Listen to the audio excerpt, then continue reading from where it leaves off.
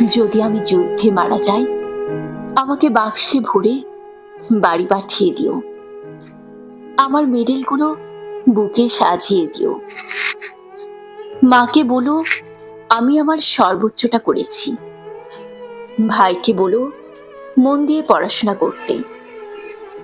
আমার বাইকের চাবি তার জন্যেই চিরকালের জন্য। আমার প্রিয়জনকে বলো কেঁদো না, কারণ আমি একজন সৈনিক, জন্মই আমার মৃত্যুর জন্য।